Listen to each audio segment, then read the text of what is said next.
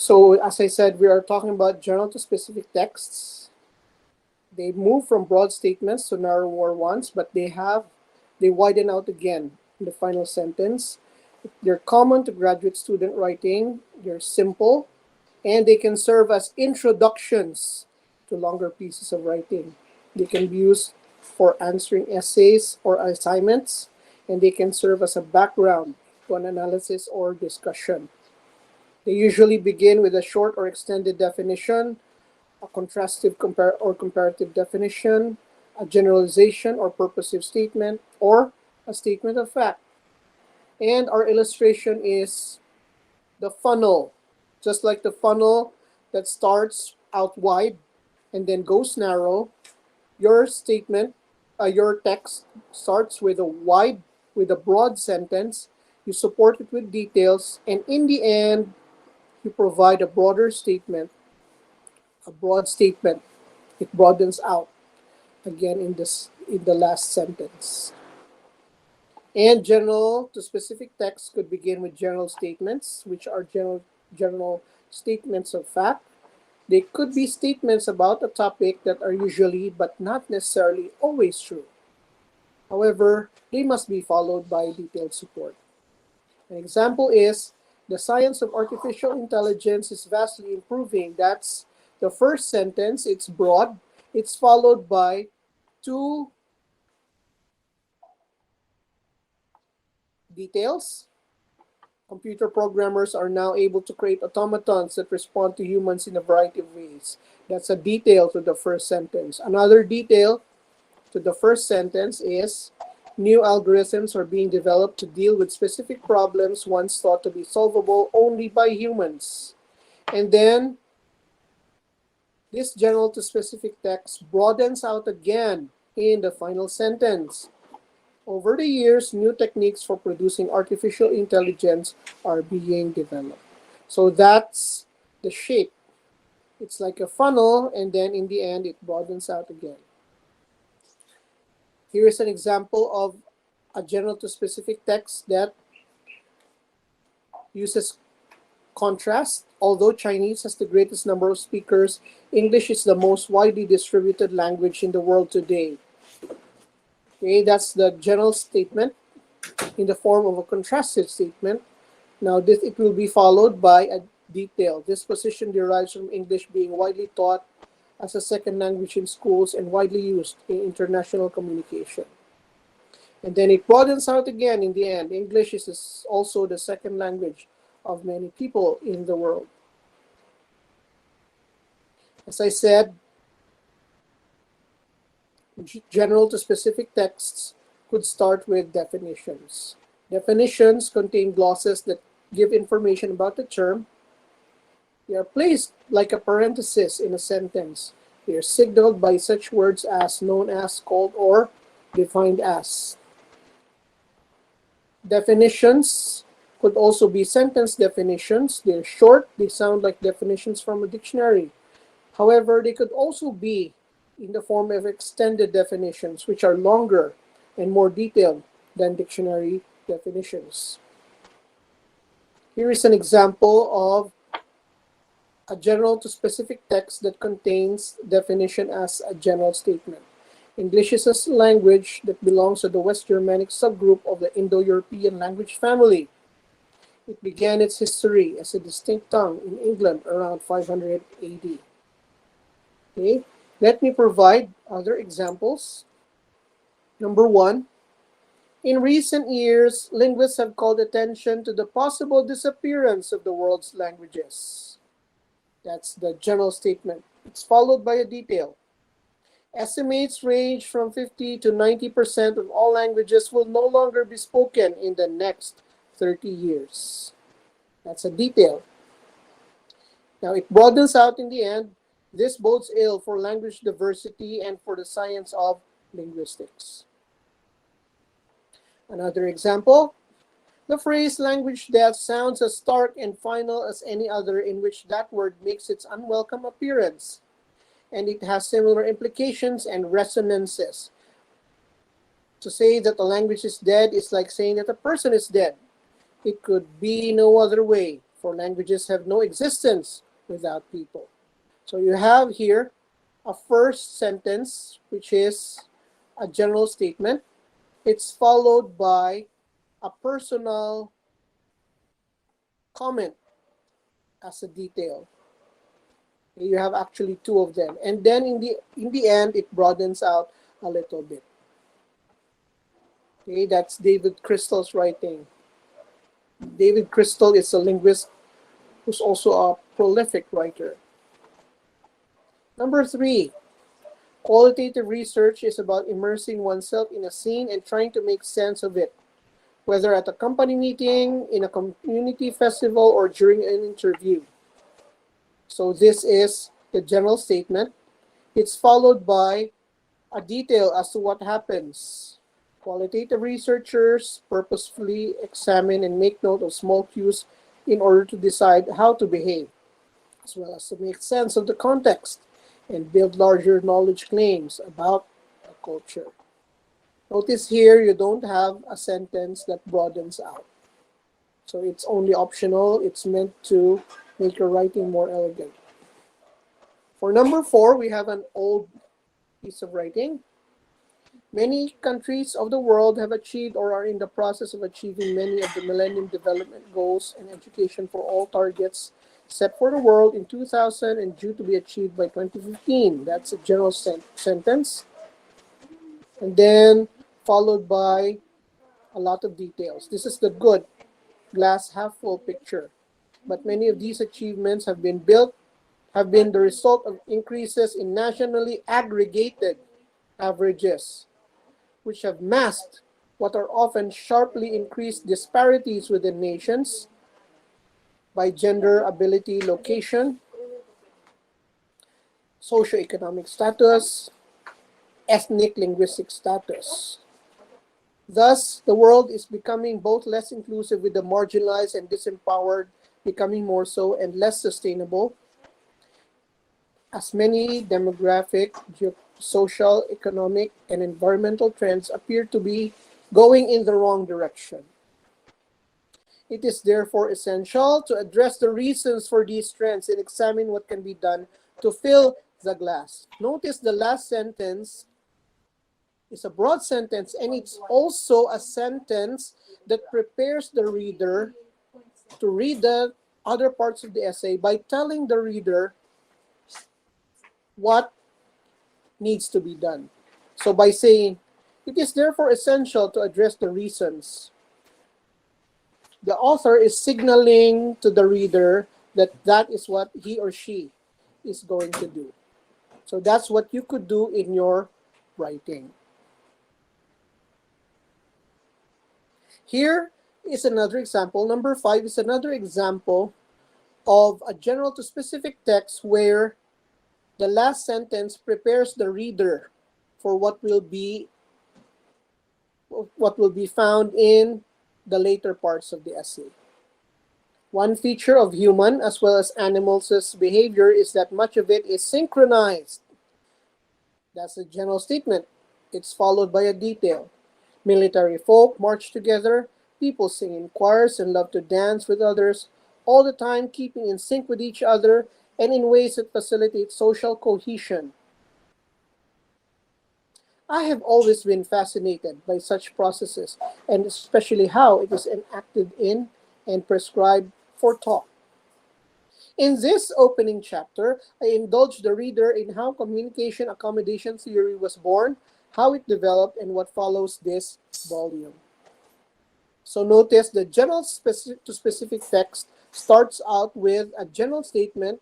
The author provides a detail. He even provides his own personal comment. And then in the end, you have a broader sentence that prepares the reader for reading the other parts of the essay. So it's very elegant. It's very easy to read. As I said, definitions could also be used as general sentences. So let's talk about words that signal definitions. One of them is the word name. For example, the new species was named Arcodia deronicensis. Could also use the word denote, usually used in notation. For example, functions are denoted using F. You can also use the word call. However, this is used only for introducing new information. For example, the new method is called activity-based costing, or ABC. Another term is known as, for example, another source of heat is the natural increase in temperature as the depth increases. This is known as the geothermal gradient. You can also use the word defined. In fact, it's the safest to use. For example, Gauss, Boris, and Taylor define ethno-linguistic vitality as that which makes a group likely to behave as a distinctive and active collective entity in intergroup situations. You can also use the word refer, that is only used for technological definitions. And this is an important part of our lesson, the parts of a definition. I don't know if in your introduction to linguistics, you dealt with semantics. And in semantics, we talk about the general class and the contrastive feature in componential analysis of meaning. Okay, whether or not you did that, let me share with you the parts of a definition. So the parts of a definition. The first part of a definition is the genus. The genus is the general class to which the item belongs. But then, in that general class, there are many other items. So you need to distinguish the item you're defining from other members of the general class. And you use that using what is called a differentiate. A differentiate differentiates the item being defined from other members of the genus. For example, define guitar. A guitar is a musical instrument with 6 strings that are strummed or plucked to produce music. The word musical instrument is the general class to which guitar belongs. However, there are many other items that belong to that general class. Piano, trumpet, drum. That's why you need to differentiate guitar from other members of the musical instrument genus. And you do that by saying, with 6 strings that are strummed or plucked to produce music. So those are the two parts of a definition, the genus and the differentiate. Here's another example. Define diglossia. Diglossia is a social-linguistic situation, that's the general class, in which two languages or two varieties of the same language are used under different conditions within a community, often by the same speakers. So that is the differentiate. The ones in italics differentiate the term from other members of the general class. As I said, you need to use general class words.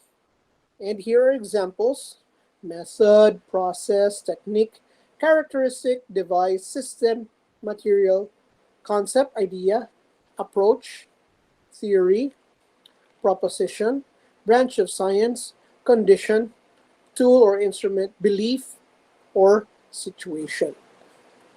So we will have an exercise in giving the general class, just the general class later on. For example, write a genus for the following. What is the general class of dictionary? Well,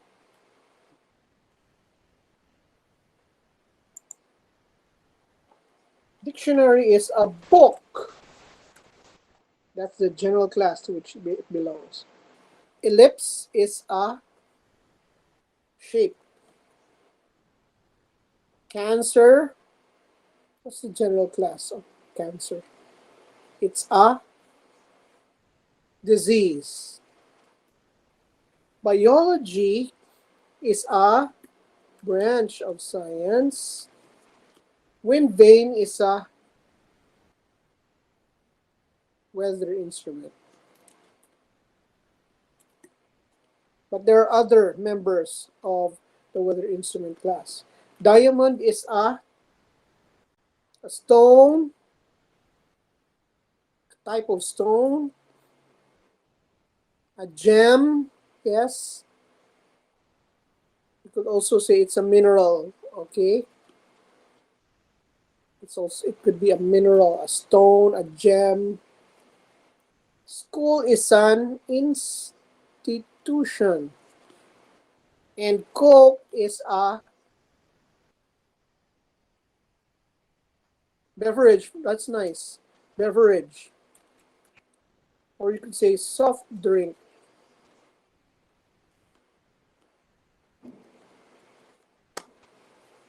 Okay, so these are genuses. They are general classes. Let's talk about the grammar of definitions. The first rule is use the when talking about processes. For example, pollution is a process. Use the. Pollution is the unwanted change in the environment. Fishing is also a process. Use the for that. Phishing refers to the misrepresentation of a legitimate website using a fake version. You also use a or an when mentioning the general class. For example, a star is a celestial body that shines by itself by producing energy from atomic processes. So because you mentioned the general class, you use a. A sole proprietorship is a business owned by a single individual. So when you use general classes, the general class, you use the word a, unless you are referring to a process, in which case you use the.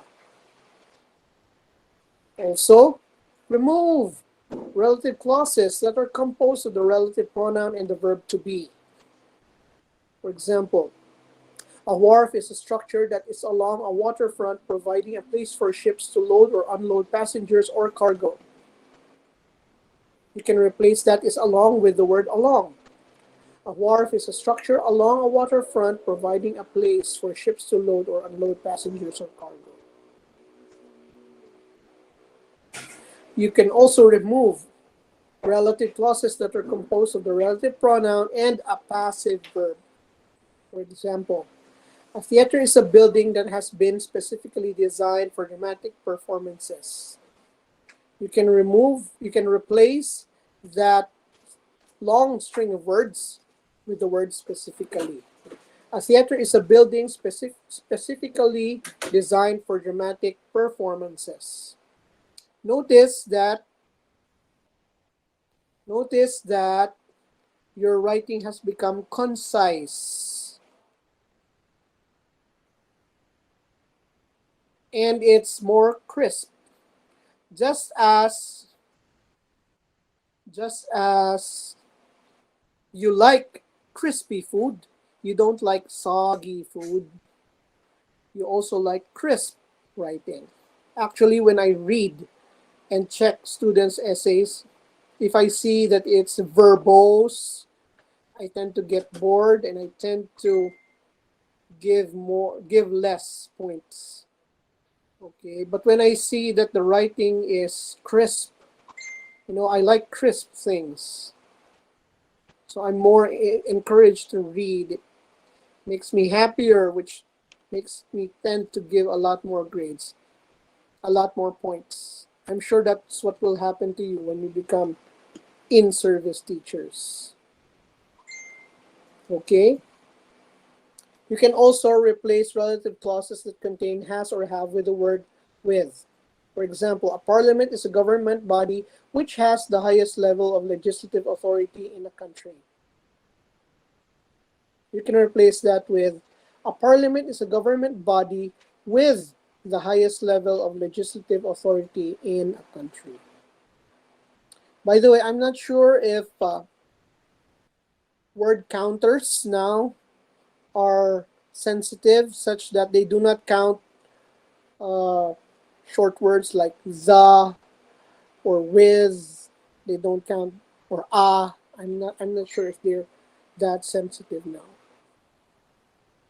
You can also replace relative clauses containing active verbs with the ing form of the verb. For example, A moon is a natural satellite that orbits a planet. You can replace that with a moon is a natural satellite orbiting a planet. So your writing is so much better to read. Okay? Replace relative clauses containing can be with an adjective ending in able or able. Heat is a form of energy that can be transmitted through solid and liquid media. So you can replace that long string of words with the word transmittable.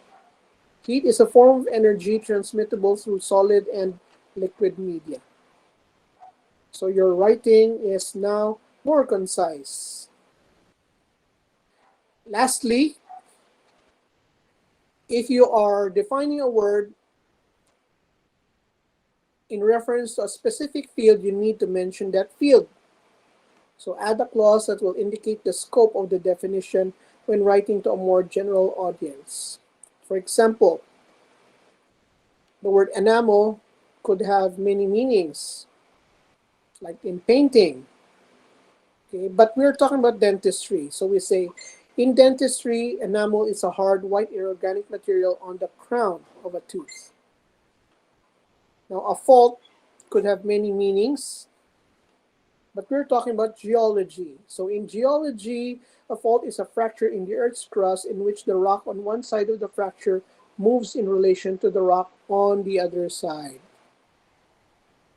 Okay, so that's the grammar of definitions.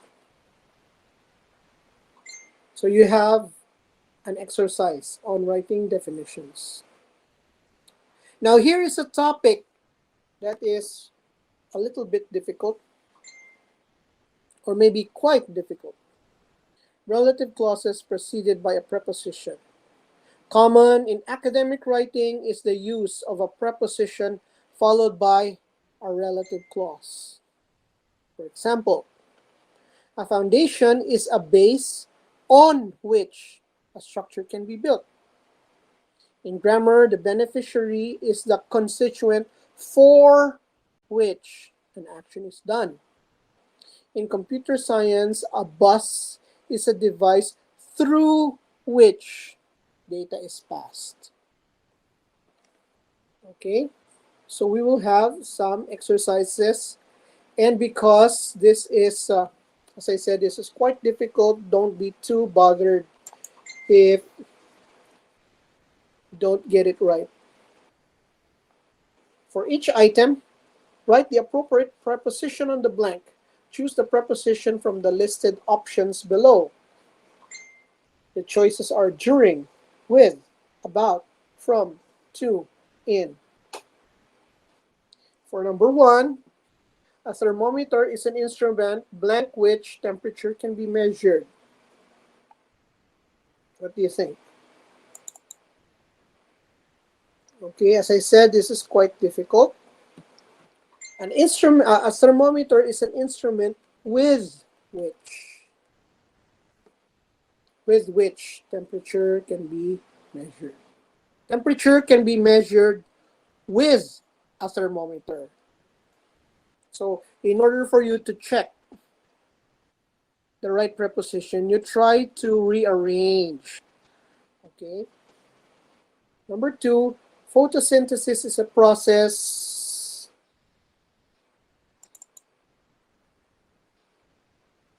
in which.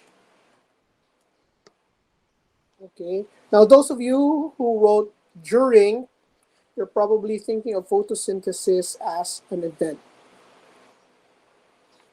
But if it's a process, you use the word in. A credit bureau is an organization blank which businesses can apply for financial information on potential customers. Do you go to the credit bureau or do you go from? So you go to. That's why you say to. You apply to. You apply to the credit bureau. So to which businesses can apply.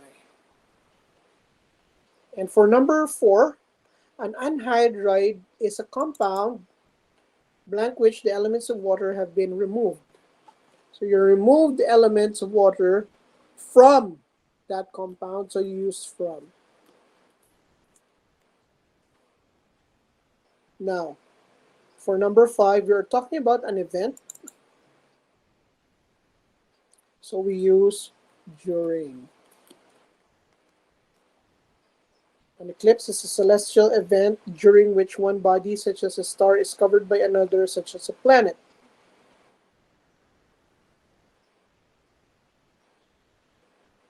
And number 6, this might not be common to you. An axis is an imaginary line about which. When you're talking about special relationships in general, you use the word about. Now you can also use the word around which, if you're talking about rotation. Okay? But in general, you use the word about. Okay? So that is an important structure that may not be very familiar to you, but it's used a lot of times, many times, in academic writing. So before we end, let me say that you can write general to specific texts about a particular topic in different ways. And in this example, in this case, we will talk about climate change. We will write a general to specific text about climate change in two ways. The first one is through a definition. The other one is through general statements. So here is an example of how to write a general to specific text about climate change through definition. Climate change is a phenomenon in which the situation of the atmosphere and the ground is becoming worse. Sea levels are rising, typhoons are getting stronger, summers are getting hotter, winters are becoming colder, and more devastating weather patterns are occurring. Climate change is considered by many to be a desperate condition that requires global effort to deal with. So notice we began the general to specific statement with a text with a definition. We started with a definition, and the definition is composed of two parts. Phenomenon is the general class, and then you have a differentiate situation in which the atmosphere and ground is becoming worse. So it's a definition, and then you provide a detail. Sea levels are rising, typhoons are getting stronger, and others.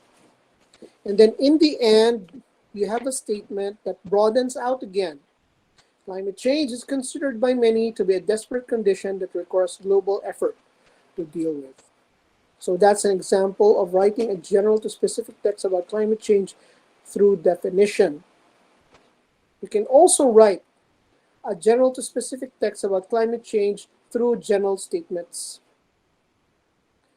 Many influential people and scientists have warned about the implications of climate change. That's the general statement, followed by several details. People, including children, such as Greta Thunberg, have spoken harshly against governments and individuals for not doing enough to combat this phenomenon. That's one detail. Another detail, scientists using their data have shown that climate change must be dealt with soon if the present inhabitants of the earth are to survive. And then it broadens out in the end. Many people believe that the peoples of the earth should prioritize this effort to stop climate change. So that is general to specific text. Okay, let's revisit the illustration of a funnel.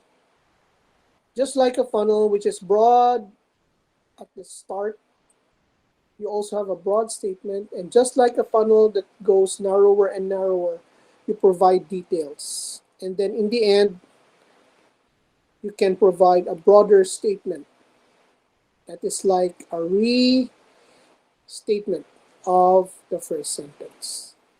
Okay, so that is general to specific texts. Any questions, class?